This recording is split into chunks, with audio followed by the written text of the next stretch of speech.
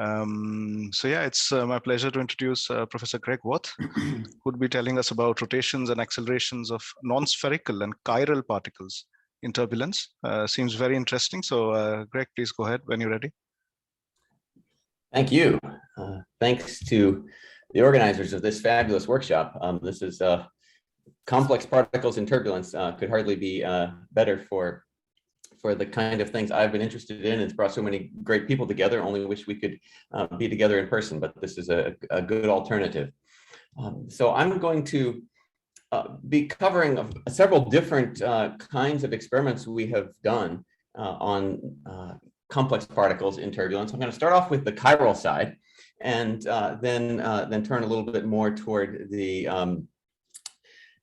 toward particles of different scale, detecting the effects of different scales in the turbulence. But I would love if people would stop and make as much discussion as we can over Zoom. So please, if you can, turn on your camera and or join with comments, questions whenever you have them. So I'm going to start here with kind of the big picture that Alfredo Soldati and I tried to outline about some of the work that has been done on anisotropic particles in turbulence in a review paper a few years back. So you can broadly categorize into neutrally buoyant particles, which has been the topic of most of our experiments, and then heavy particles. Of course, there's also the buoyant particles case. Della Flothe's group and some other people have worked the positively buoyant ones, but we only gave these two because this is where a lot of the work has been. And you can go, the simplest particles to look at are the ellipsoids, for which you can describe with an aspect ratio ranging from low aspect ratio, which are disks, up to high aspect ratio, which are rods. And then we outlined here a variety of the different models that would be appropriate for describing these particles, depending on whether they're neutrally buoyant or whether you have a density mismatch with the fluid. I bring this up at this point mostly just to say that the work in my group has largely, for many years, been working on neutrally buoyant particles because our apparatus needed the particles to stay suspended, and that required that we not have a big density mismatch. And so these boxes represent where some of our experiments have been done. Although much of the work we have heard about is also about heavy particles, and I will be describing a new apparatus in which we can do some sedimenting particle work later on. So when I saw the topic of chiral particles listed as one of the key topics in this workshop, I decided to move work on chiral particles and turbulence to the top of this talk. And I kind of got interested in this in 2015. We were just getting our 3D printed particles and the multiple cameras measuring the rotations of these 3D printed particles. And naturally, people started asking, well, what happens if you use chiral particles? And I dreamed about that a little bit. The natural chiral particle I imagined was a helix. And so then I say, what is a small helix going to do if I put it in a turbulence? And this is a conclusion I drew that, well, if they're small enough, they're going to move like Lagrangian tracers. If they're neutrally buoyant, there's no relative velocity with the flow. And with no relative velocity, I'm not going to get any cool coupling from the chiral nature of the particles. Instead, there's going to be simply some aspect ratio that effectively describes what's going on with some small corrections due to the coupling of the velocity gradients to the chiral structure of the particle. I'm going to get only small effects. So at first I put this off thinking there wasn't anything really important there. Then two interesting things came up, which have both occupied us for quite some time. One of them is that Luca Biffarali suggested that we should look at isotropic helicoids. He and Kristian Gustafsson had been doing numerical simulations of these isotropic helicoids. And this is a cool particle. You know, we physicists, we like to find the simplest complex particle. It needs to be complex, but still the simplest one. And so this isotropic helicoid is an example of an isotropic particle that is still helical. Well, following some of their simulation work, we 3D printed some of these particles, and lo and behold, we got almost no coupling from these also. That's a separate talk I could give you about, because that's pulled us into non-turbulent flows and exactly how these isotropic helicoids couple with the flow. But so I'm not going to tell you any more about that because I haven't put them in the turbulent flow yet, because as far as we can tell, the translation rotation coupling on these particles is almost zero. although Bernard has and several collaborators have some beautiful theory showing that it should be tiny and non-zero, and we're still working on nailing that down. Instead, as I was thinking, what could we do with chiral particles in turbulence, it dawned on us that if we go to more complex chiral geometry, we could get something really cool. And we call this particle a chiral dipole. This work was published a few years ago. Many of you may have seen it, but let me tell you about it because it's one of my favorite examples of a complex Lagrangian particle and the fascinating dynamics that can develop. So we're looking for a particle that will show a preferential rotation direction in turbulence. And the key idea starts with an understanding of how turbulence stretches fluid elements. This is a problem that goes back to Bachelor. And I think Giermaggi and Pope provided the first clear quantitative understanding of what's going on with turbulent stretching of fluid elements, that if I take a line element, it will be preferentially aligned by the strain, and that will then allow it to be preferentially stretched.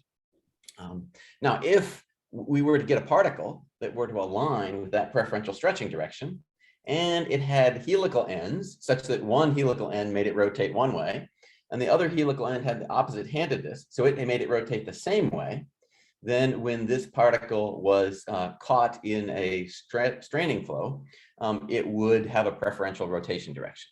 So now this particle is not technically chiral. If you want to get technical on us, it's actually a chiral dipole. It's a particle that has a reflection symmetry, but it has two opposite chiral ends separated by some distance. So here's a little bit more details about the numerical simulations that we worked on using Stokesian dynamics to model the behavior of these particles. But for the 3D printed particles, it looks more like a cylinder. We just couldn't make its beautiful graphics. So I tend to show this one as the way to show it. And the key idea here is from the Stokesian dynamic simulations that Saskia Temple did. She could show that the spinning rate of this particle is now going to be proportional to the stretching rate that this particle is experiencing as it advex along in the flow. All right. So now a little bit thinking about these in the framework of turbulence. We can't print them small enough to make them to be dissipation scale particles that will directly measure the material line stretching rate in these flows. But I think that actually is in some ways a more powerful tool. Think about it this way for a little bit. If we start with the Eulerian structure functions, the fifth law is one of our really deep results in turbulence, that if I take the third moment of the velocity difference between 2 points separated by a distance r and take the longitudinal component, then I should have this minus 4/5 epsilon r scaling. But note that this is a third moment, and the reason you can't do something simple like the first moment is that, well, it's incompressible, and therefore the first moment of this velocity difference dotted with the r must be 0. However, now, once we let these rods advect in the flow, that does something very nice and powerful. Now this particles are preferentially aligned by the local structures in the flow. So now the velocity difference along the distance between the two ends of the rod is greater than 0. And in particular, this result from Giermaggi and Pope that this velocity difference is 0.13 times the Kolmogorov velocity gives us a powerful result. Now, if we extend this distance out into the inertial range, we'll get a larger value that is related to two things. One of them is the velocity differences at the scale r. The other one is the preferential alignment that occurs at that scale. And this question of how preferential alignment appears, the dissipation scale, it's been worked out from numerical simulations. I think we're just now, I'll show you some data from Pujar and Wilczek here a little later, where showing that they are working out some of the details about how this works out at larger scales. Okay, so there's some of the reasons I think chiral dipoles are cool. And let me tell you a little bit about how we measure their motion. So our the main apparatus we have used for many years. Sorry, can I interrupt you? Yes, a moment? please. Can you come back to the slide? So just to be, even a non-chiral dipole would have this object different from 0, right? This is the general property of even a what? dipole. I mean, even non-chiral dipole would have delta U dot D different from 0 on average. Yes, that's true. So this, I don't have anything about a chiral dipole in this property, right? That's just any 2 points that are a fixed distance apart. They would align preferentially with their stretching. That's exactly right. And so this result is used to describe material lines, right, in the dissipation range. Sure. And you go up to larger particles, then the chirality isn't important here in this picture. Instead, the chirality allows us to couple that velocity difference to rotation and create preferential rotation. Thank you. Good. Thank you. Thanks. And please do interrupt. I think that's one of the things that in some ways we got to learn how to do, right? We've got to learn how to have effective meetings here across different continents. And it could be a great new era in science as we figure this out. So here's the experiments as we do them. We have 4 cameras looking into a central region in this flow between oscillating grids. We choose this flow because it has a fairly large homogeneous region in the center, although I should remind you, of course, everybody knows that there is no such thing as experimental homogeneous isotropic turbulence. This flow has a parabolic form of the energy as a function of height, as you would expect in this apparatus. And it has several other things that people don't expect. There are significant pumping, steady streaming flows that are generated by the oscillation that have a toroidal structure in here. But compared to other apparatuses I have worked in, this flow has a quite uniform and homogeneous turbulence in the center. So here we have 2 different versions of cameras. We can talk about experimental details if you want. The apparatus is large. It's a meter in diameter with a mesh size of 8 centimeters in order to get an adequate Reynolds number with some separation of scales. I think we get up to R lambda 250, that kind of range in this apparatus. And then we use 3D printed particles that are fluorescently dyed. Then we use a laser beam, and the fluorescence allows us to separate the scattered light from the fluorescent. And we density match our particles with calcium chloride. For those of you who are experimentalists here, that means that the apparatus corrodes and it's a kind of a pain, but it does get us to neutrally buoyant. And everybody says, well, why don't you leave out the calcium chloride and then you can do the density mismatched one. And that is very beautiful, but even this small density mismatch of 1.15 to 1 of plastic particles in water, these particles eventually find their way down to the bottom and settle out. And so doing experiments for long times requires quite good density matching for experimental reasons in this apparatus. So here's a picture of the apparatus as it's running. And you can see the chiral dipoles going through the laser beam. This picture was taken by Stefan Krummel. He simply put his phone up against his laser glasses, and this is what he sees. The laser is actually green, but through the laser glasses, it looks that orange color. And you can see the chiral dipoles best when they're outside our detection volume. Our detection volume would be in the center of the bright region there, in the center of the tank. The particles are big. They're 2 centimeters long. That's because we need to get the 3D printer resolution adequate to capture the chiral structure of the helices. And so that means we can't go down to the Kolmogorov scale. We run this grid quite slow at 1 hertz, where our lambda is only 90 for these experiments. But that gives us our chiral dipole length is 35 Kolmogorov lengths, whereas its diameter is only 4 Kolmogorov lengths. Okay, so then we go about tracking these things. And this is actually one of the main challenges, one of the main interesting parts of the work, is to figure out how, from the multiple camera stereoscopic imaging, to reconstruct the position orientation of these particles as a function of time. So these are 4 cameras, and the grayscale image then has a skeleton of the chiral dipole imposed on top of it.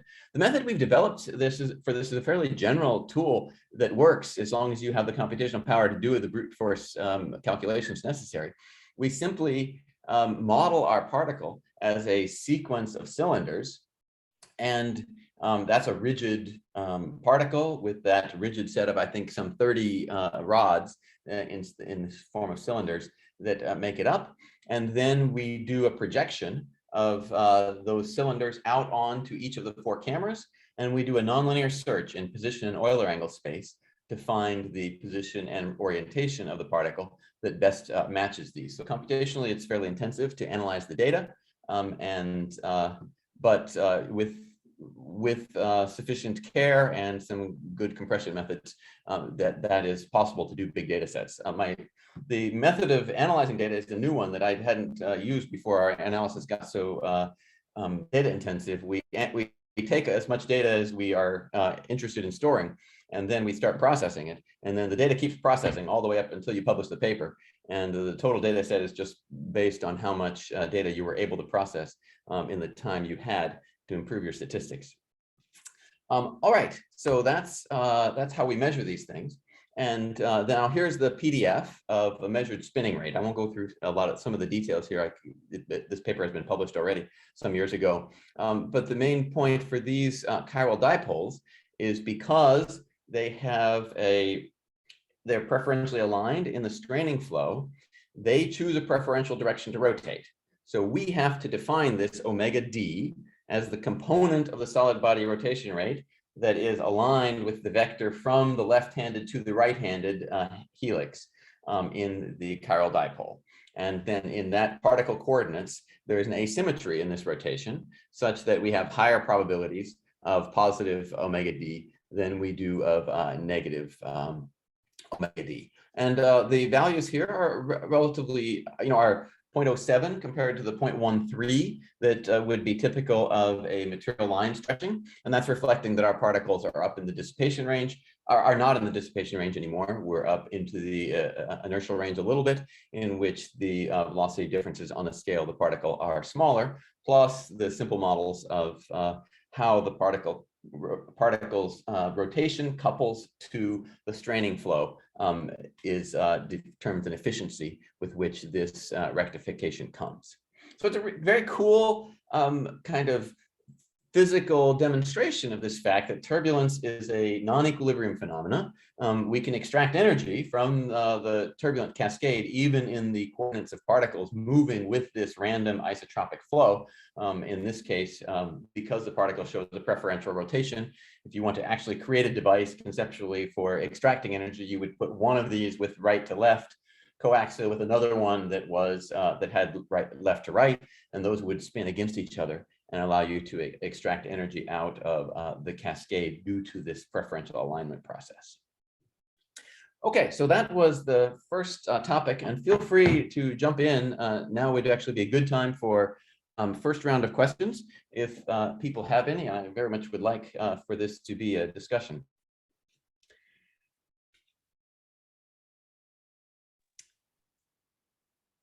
So if there are any questions, please unmute and you can ask.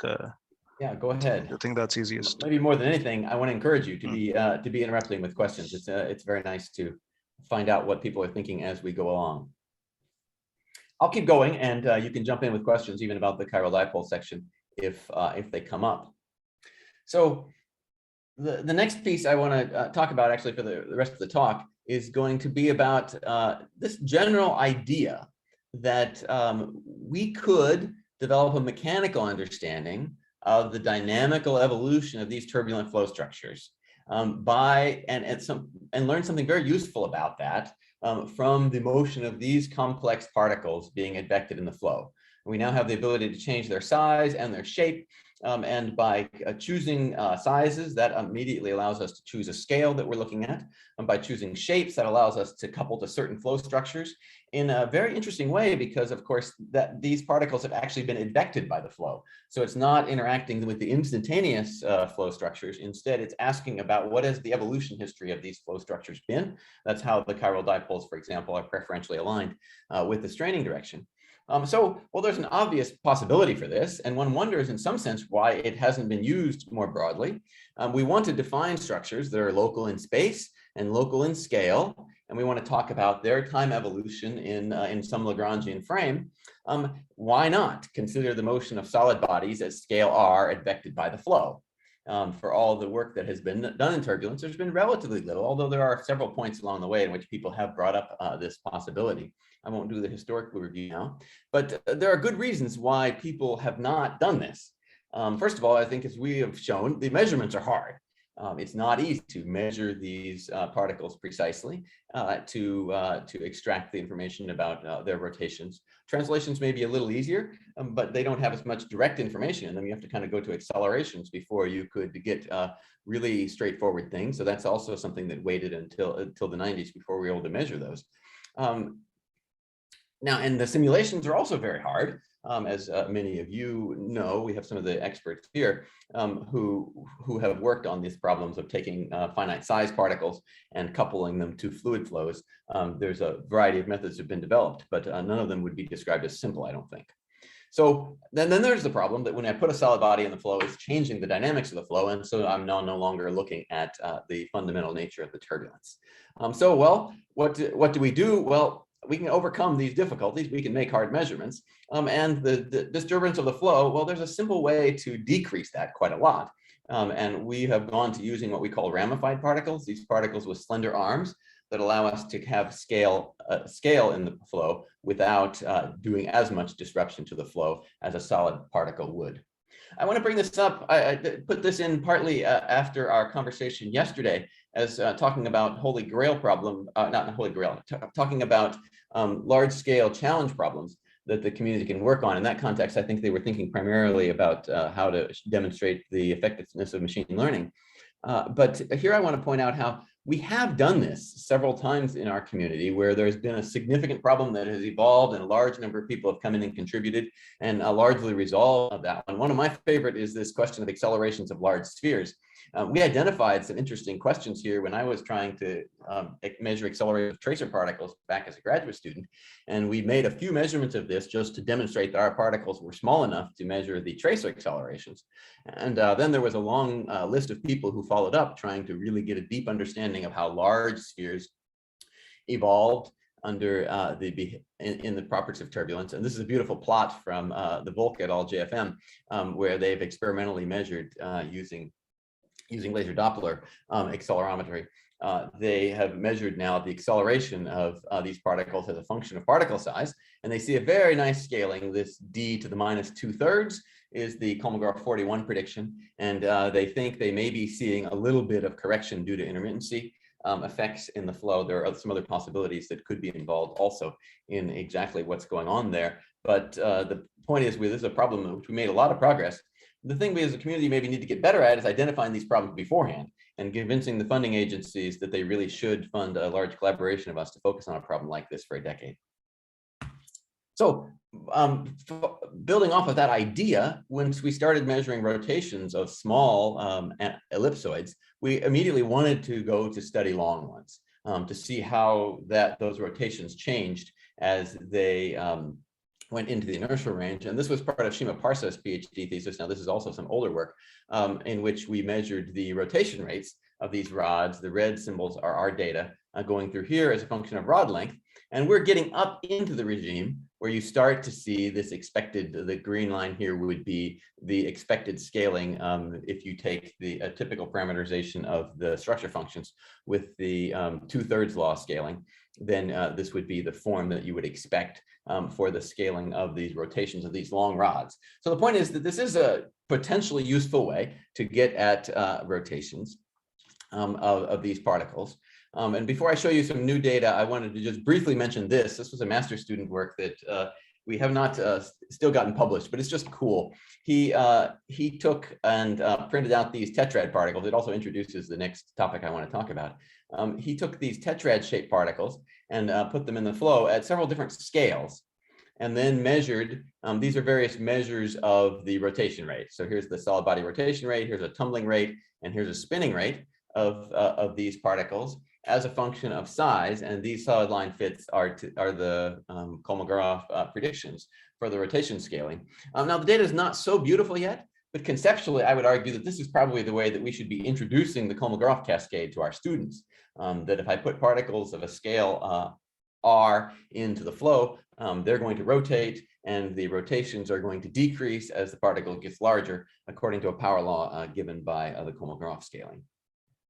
Okay, so, but in some ways that's stuff that was already well understood. We're just finding new ways to teach it and visualize it there.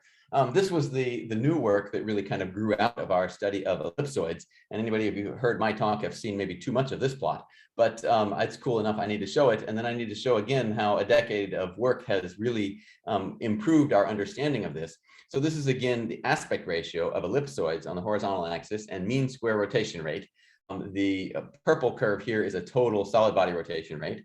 The green curve here is the one we have focused on, the tumbling rate. For fibers, that's the thing we can measure. And for disks, that is the rate at which the symmetry axis of the disk is changing in time. And and you see this, the ratio of tumbling to spinning is very large for disks over here, and then is very small for fibers over here. And developing the understanding of that and the way you can understand that using the stretching of fluid elements produced in the flow was a topic that we have put a lot of effort into. But the point I want to make today is instead that we have some new understanding of this. Now, as we have extended from tracer particles, notice this is all for assuming the particles are very small, smaller than the Kolmogorov length, so that you can normalize these quantities by the Kolmogorov timescale here. Whereas if we now go to larger particles, now they're going to start to sample the turbulent cascade. And the question is what changes about this? And a beautiful paper came out from Nimesh Pujara in collaboration with Michael Wilczek, who I think is here, and Kiki Lilescu, and several others, where they are using direct numerical simulations now to look at the coupling of spheroids of different aspect ratios with the flow. And so this is the same plot I just showed you, except now these quantities are normalized by tau L. So tau L is simply the turnover time that you compute using the structure functions at scale L. And then you see for very small L, which is given here in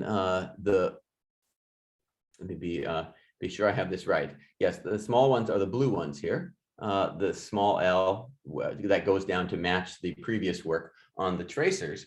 Then as you increase the particle size, this changes the preferential rotation, the preferential tumbling here of the fibers is you're getting more rotation of the fibers, and you're getting less, tumbling, less tumbling as you look at the disks, whereas the spinning now is increasing as you go to larger scales.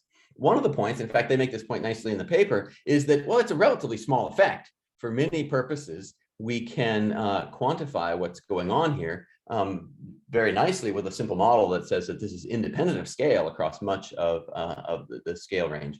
However, we've been doing some measurements showing that I think there's quite a bit more going on here than simply this being independent of scale. And it highlights an important feature that we didn't appreciate as we were jumping into this, and that it depends very much on how you describe the coupling of these particles to the different scales of the fluid flow.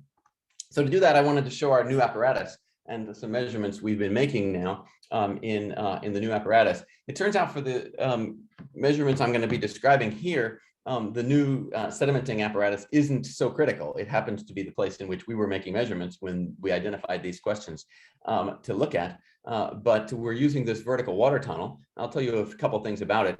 We're going to put in particles either in the shape of triads or in the shape of tetrads into this water tunnel. Here we use water. So the particles are weakly sedimenting. When we turn the turbulence up to very high intensity, the effect of the sedimentation is negligible. So you can treat these particles as simply sampling the turbulence as it moves past.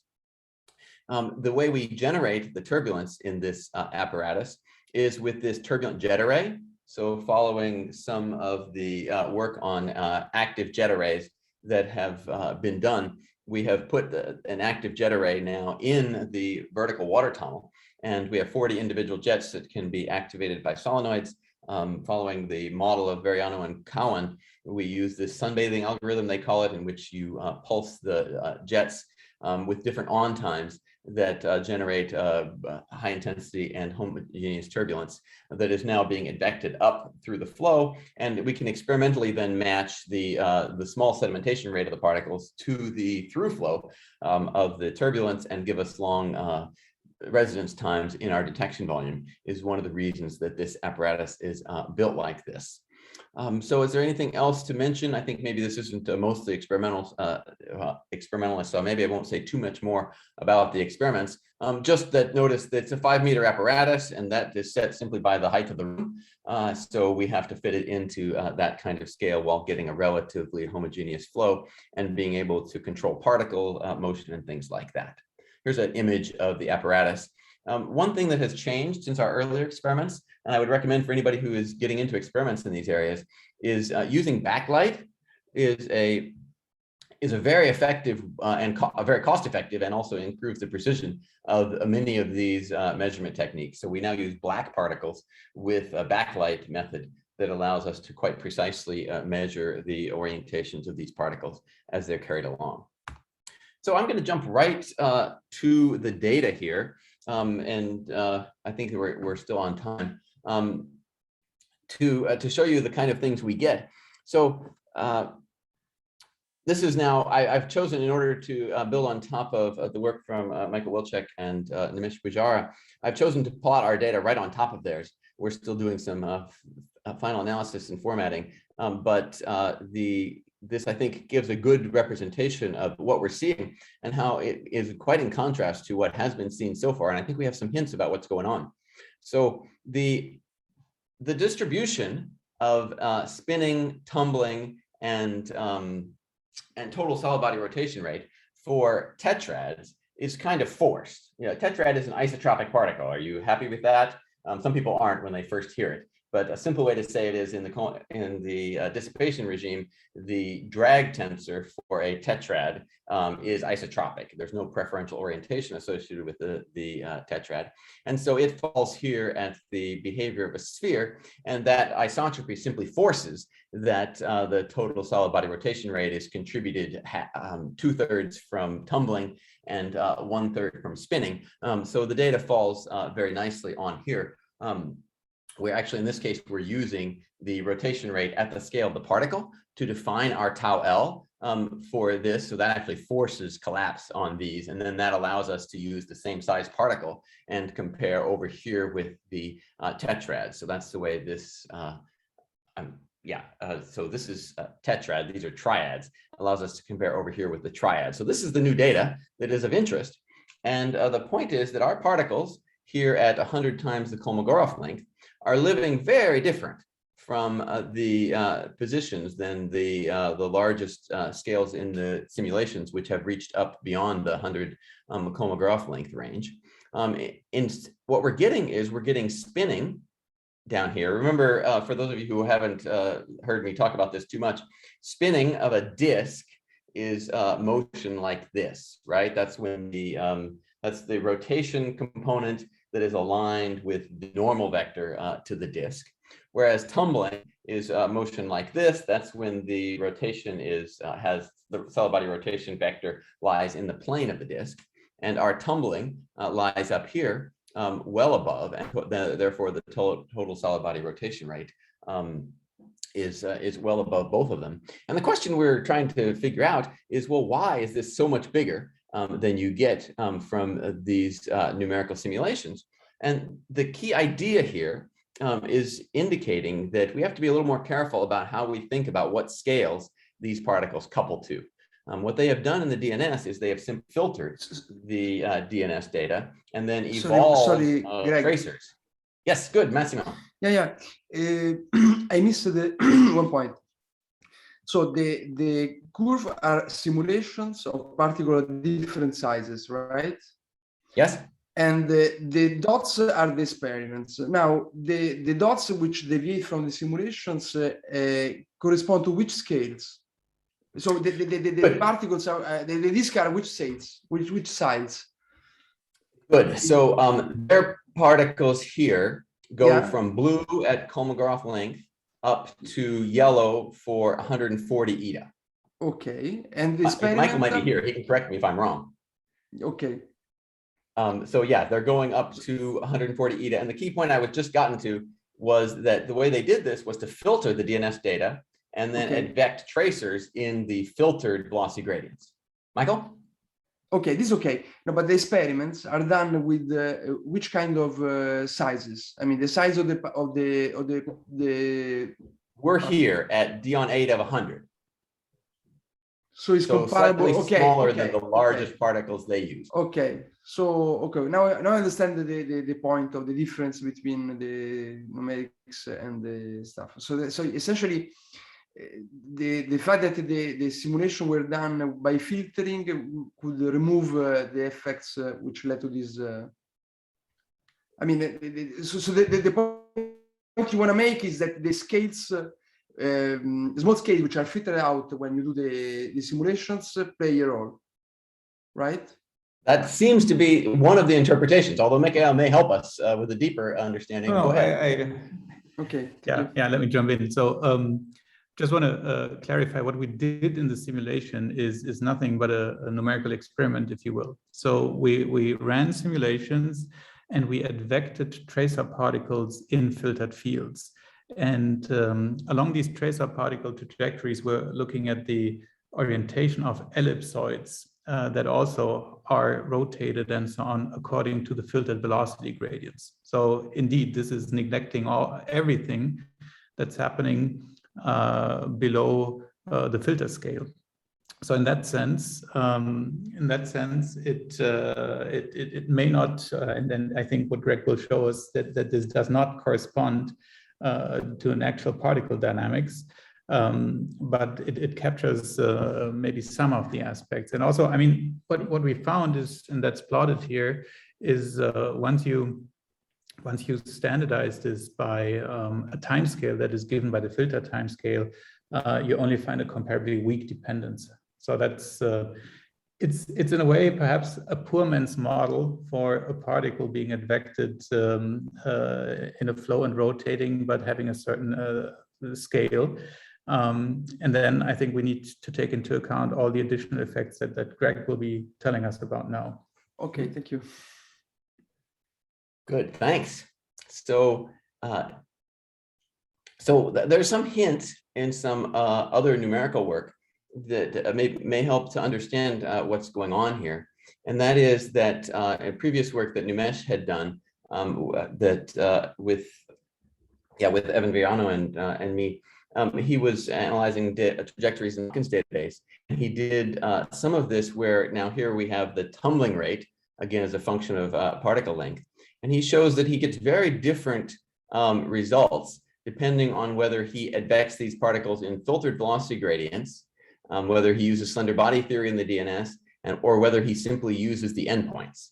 And then that is indicating already something to the effect that the endpoints are going to have more effects from these small scales than these filtered velocity gradients. And he's getting a larger dependence on the flow scale than he got when he used the filtered gradients. And we think that's what's happening in the experiments. That and the way I think about it, I'll come to the question in just a second. The way I think about it is that these disks are now not nearly as preferentially aligned with the vorticity and therefore with the solid body rotation rate as they would be if they were down at the dissipation scale. And the reason is that small kicks from many of the smaller scales have effectively caused these particles to change their orientation with respect to the vorticity, for example. Is there another question? Oh no, maybe that was a hand that was still up. All right, so I think that this is a nice system to study kind of the effects of subgrid scales on turbulence. Of course, it also may be a complex system, but that's what the conference is about, right? It may be a complex system in that the way in which the smaller scales couple to the dynamics of a particle at scale L may depend on the geometry of the particle in ways that we need to take careful account of. Okay, so now I just want to hint that I think we have time here to look a little bit that we have a very big data set here, and we're trying to find the right questions to ask. I'm open to talking with any of you about ideas you have. So what we measure with these tetrads and the triads now is we measure particle orientation, we measure solid body rotation rate, particle velocity, we measure acceleration, and we've recently now been able to resolve the rotational acceleration of these particles. We're fairly excited about that. There aren't many measurements that can actually capture that. Do I see a question, Bernard? Yeah, I just wanted to ask you, relating to this, there was an old question we had, namely, you know, the data you showed that the rods tumble so differently from disks. You explain it by preferential alignment. You know, the rods better align with vorticity, but the disk, the symmetry vector of the disk must be orthogonal to that of the rod. So since the tracer moves if it's a tracer moves in the same way, the disk must tumble.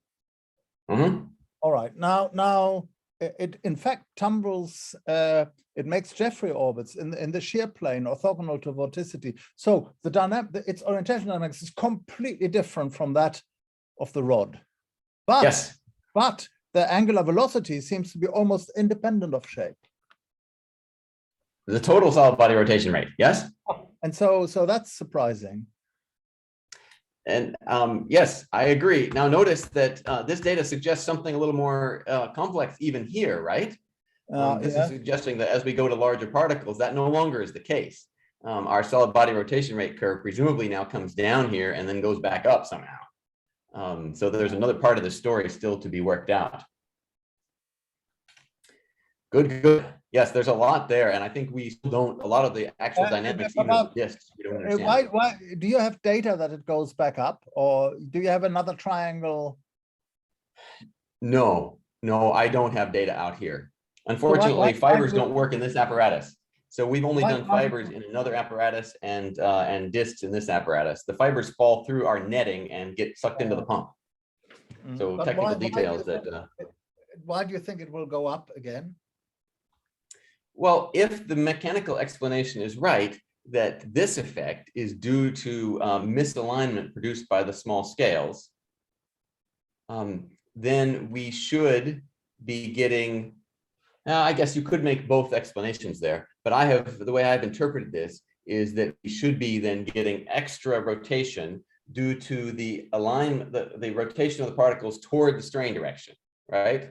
When I start off with random orientations, I get a much larger rotation rate than this for fibers.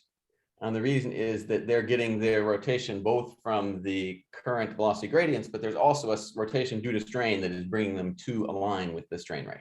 It would be nice to do it for dumbbells. Yep.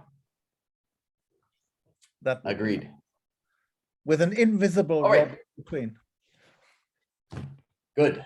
Let's definitely. I'm going to show a couple things here, and then let's take this conversation forward. I was just mentioning that that we have a very comprehensive now set of measurements of these particles, and I want to just present a puzzle. If any of you can help us figure it out, we're in the middle of trying to get this published right now.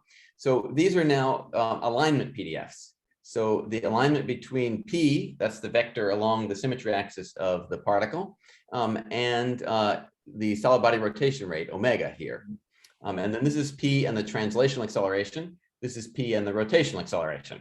And then now here I have several other combinations. This is translational acceleration and solid body rotation rate, rotational acceleration, and rotational versus translational acceleration. The question is, how are these things aligned? This one is the one we understand quite well. So 0 here is the case where they're perpendicular. And this tells us that the P for the disks is preferentially aligned perpendicular to their solid body rotation rate. So disks are preferentially tumbling like this. And this one we fairly well understand.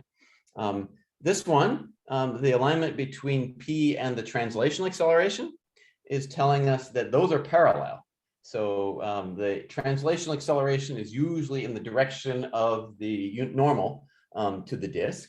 And you can get a simple picture of that if you think of a vortex with the rotational flow, a vortex with a particle in the vorticity, where it is rotating around like this, and then the centrifugal acceleration and the particle orientation remain aligned, but although there's inevitably more complicated dynamics going on here. If we ask then how P is aligned with the rotational acceleration, we find again perpendicular. And at first I thought, okay, that's cool. This is telling us that the rotational acceleration is preferentially aligned with solid body rotation rate, and these show roughly the same alignment. This should be good. Oh, there was something I missed. Maybe this is a question. I missed describing what is happening with the tetrad here. In some ways, this tetrad data is simply a reference case for us. The reference case is the tetrad, which has no preferential orientation, should show no preferential alignment in any of these. And what that does is give us a reference case for what kind of systematic errors may be there in our orientation measurements. And particularly for rotational acceleration, which is a very difficult measurement, we're not quite sure exactly how, and translational acceleration to some degree also, we have some orientation biases in our measured accelerations. There could be some effects, and this gives us kind of a reference point to compare with for that. But the point I wanted to make here is that P aligned with alpha, in the similar way P is aligned with omega, suggests that, well, alpha is primarily either increasing or decreasing the rotation of the solid bodies without actually changing their magnitude, without changing their direction, would explain that. But that theory then would expect that omega would be strongly oriented with alpha. And if we come down here and we ask how the rotational acceleration vector is related to the rotation rate vector, we find quite weak alignment. So there's definitely a more complex story going on here about the kinds of alignments that are occurring between rotation and acceleration in these flows. Now, was there a question? Yeah, could I ask you something like the acceleration? What is it? Is it capital du by dt? Is that what it is? That's right. We're measuring just the translational acceleration of the particle. Yeah.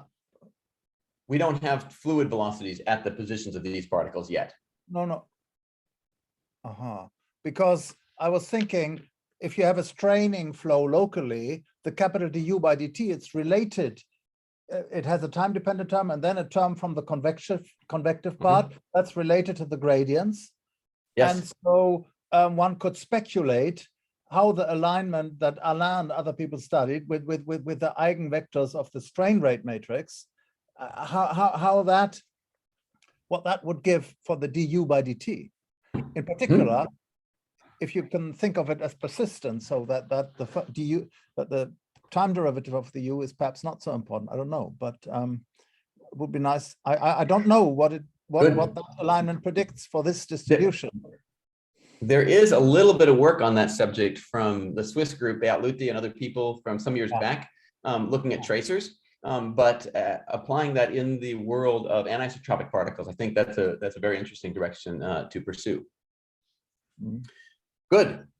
So I just want to I had space for one more thing, and I think, well, we could maybe go into questions. I'm going to just in 2 minutes tell you something that some of you might be interested in, and you can ask questions about if you want. One question we got interested in was, okay, now we can measure rotational acceleration and rotation rate, and maybe we can connect this up to rotational power. Maybe there's some analog with these flight crash events that Haitao Xu and Eberhard Bodenschatz and Alain and other people were looking at here some years back. And here's the figure from their paper where they show the asymmetry between the increase in energy and the decrease in energy along Lagrangian trajectories. And we wanted to ask, do we see a similar thing for the rotational increase compared to the rotation rate? First of all, let's just show that we do get the same thing when we look at tracers. So this is the PDF of the power, translational power of tracers. And we see the higher probability of rare events for the negative power compared to the positive power. Of course, the mean has to be 0 because the particles are stationary, but the tails are asymmetric in this case. If we go and then ask what happens to the rotational power, the analog is direct. You can talk about the dot product of the solid body rotation rate and the rotational acceleration rate. That gives me a power. And the question is, what do we see? So we have triads and tetrads that we can compare here. And if we take these large particles and we ask about their translational power here on the left, we see, well, a much smaller effect. You might argue that in this region, there is a little bit in which the negative power lies above the positive power, particularly for the tetrads, less so for the triads, but it's a much smaller effect than we saw for the tracers down in the dissipation range. And then when we looked at the rotational part, we can't see anything. Here we see the rotational power, and as far as we can tell, the rotational power of the tetrads and the triads are symmetric. Now, maybe there's a good theoretical reason. Somebody can explain why they expected that from the beginning. But I was quite interested in pursuing this data when I found out we could measure rotational accelerations. And the first result seems to be that it's symmetric. So I think I'm going to leave it at that, giving us a little bit of time to continue the discussion. I should do a little bit of acknowledgements, though, because I didn't do most of this work. So this goes, a lot of the work I've shown here goes back several generations of students in my lab. Shima Parsa started tracking the rods, and Stefan Krommel did a lot of the early work, particularly building the vertical water tunnel. Guy Marcus pioneered the 3D printing work, and Ray Nee, who is now at Johns Hopkins, did several of the work on alignment of fibers with stretching. Lee Walsh is a recent postdoc who was did some of the data analysis on the sedimenting particles. Andrea Massey-Phelps has done some of the simulations that we compared with, and Berdia Hajazi is the one. Actually, I should highlight his role. He is the one who is primarily responsible for that data I showed you at the end that we're recently trying to understand, measuring the rotational accelerations. He's currently a postdoc with Eberhard Bodenschatz in Göttingen. And a large number of collaborators who understand these things better than I do. And I will put up some conclusions and we can turn to discussion. All right, thanks a lot for this excellent talk. Please feel free to unmute yourself, ask questions. Yeah, Massimo, go on. Yes, Greg, I was curious if you come back to the rotational power. I haven't understood how you define the rotational power. It is omega dot alpha. Who is omega? Who's alpha? Yeah, so this is now the dot product between the solid body rotation rate and the rotational acceleration rate. And so, you know, if you define rotational energy as 1/2 omega dot omega, then I take a time derivative of that. Okay. And the particles are in the natural range? Yes. In the sides? That's right. That's very important. These are tracer particles that are just, just small tracers, whereas these particles are in the inertial range. D on 8 is about 100. Inertia is negligible for these complex particles, so the triads and triads. The inertia would be negligible or may play a role? Good question. So this is the classic question that I've been getting for some time now, or at least a piece of it. Maybe I can understand you. One piece of that question is, should I think of these as inertial particles or not? They're neutrally buoyant and they're large, right? So in some sense, there is a rotational inertia that is affected by the fact that they're rigid, but they are neutrally buoyant, so they don't have a density mismatch. Okay, now, but I say that. I'm used to giving that answer. These particles are not quite neutrally buoyant, and we have some evidence that the density mismatch is not a significant factor in these experiments, but it is possible. And I should include that possibility. It is possible. We're quite confident that the density mismatch isn't affecting orientation, for example, but we haven't demonstrated that the density mismatch isn't a contribution to these rotational power measurements. I ask this because, I mean, for concerning the Lagrangian power, so the study by Falkovich, Allen, and collaborators, they were considering the limit of tracers. So it means particles which are small with respect to the Kolmogorov scale. And indeed is what they observed also in simulations. So I don't know if the Lagrangian power, how the Lagrangian power would behave even for spherical tracers. I mean, without considering the rotation, just the standard. That's a great question. I think would be interesting. I think we have initial data here suggesting that the effects become smaller. So when they become smaller, I mean, when they increase, the effect becomes smaller. This is what you mean? Okay. So it may be even the rotational power could be interesting to look at in the case of smaller particles. Yep. Okay. And in fact, that's something Thanks that's a lot. probably quite easily accessible in numerical simulations. Yeah, if somebody yeah, were to try it. indeed, that I was thinking. Yes. Okay. Thanks a lot. The next question is by Bernhard. Yes, I had a related question, Greg. So yesterday we heard about the fluid inertia talk due to settling, and that's probably not which of course you studied, measured and made the theory with your student long ago. But there's another inertial talk which comes from the fluid velocity gradients, which makes the Suffman talk, and that makes a correction to the rotation rate that's proportional to the shear Reynolds number, not the particle Reynolds number. Now the shear Reynolds number goes like a squared, so roughly speaking, it's particle size over Kolmogorov length squared, and so for small particles that's negligible. But when the particles become large, that could make a that could make a contribution. This is interesting, and this is taking me right into the world of what the effect of particle shape is.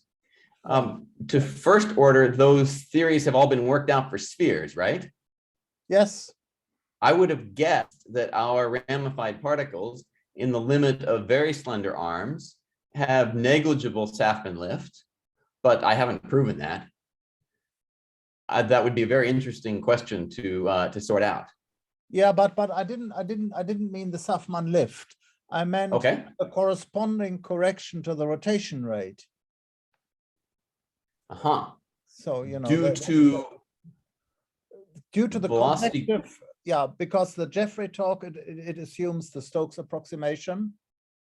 But if the particles are large, you have the convective inertia can contribute. And there are two contributions. One comes from the slip velocity. That's the settling torque, Kayat and Cox, which you studied with Kramel. And the other term comes from the gradient, fluid velocity gradient. And that's the shear Reynolds number. That's very interesting. I don't think I've thought about that carefully. We should look at what effect it has on these ramified particles. Yes, I mean, the trouble is, of course, that the theory that's behind that, it assumes that the flow is locally smooth. All these Suffman theories, they assume it's some kind of linear flow field. And so your particles are outside that as well. And so, but that's a good first place to start. I think as Mikhail's work shows, a good first place to start is smoothest flow and ask what happens to a particle in the smooth flow. And then the higher order question becomes what effect those smaller scales to couple back up onto it is. That sounds like a very interesting direction we should talk about. And for a nearly spherical particle, there is an additional contribution to the angular velocity, that is strain times vorticity. So and I don't know, and it could be quite large in some regions in the flow. Okay. But I don't think the theory is valid for your experiment because the flow is not.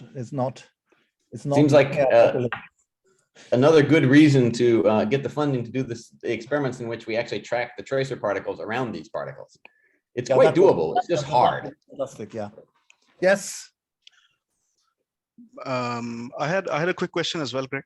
It's probably something basic, but when you're comparing these experiments to simulations and you found let's say faster rotation rate, how much, I mean, do you think there's any influence of a very different nature of the forcing in the flow?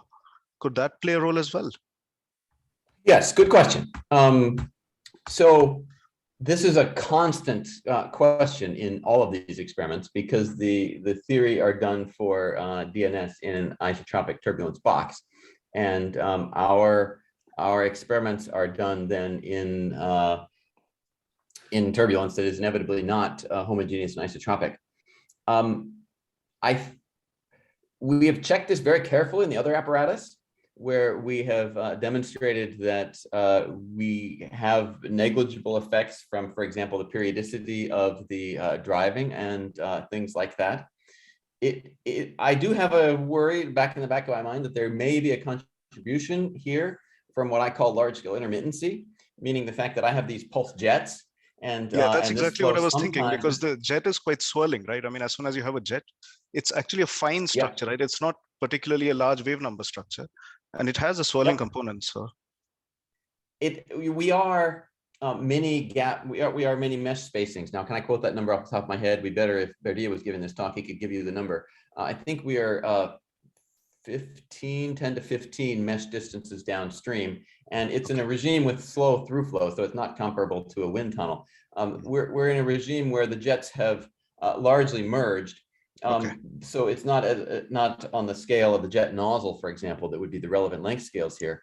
But it is nevertheless a concern that we are in a regime where this flow, if you look at any instantaneous instance of it, is a very strongly swirling due to the jets. Now, and I would agree that there is a year of work that would be very nice for somebody to go do and look at some of these statistics conditional on the instantaneous state of the jet array.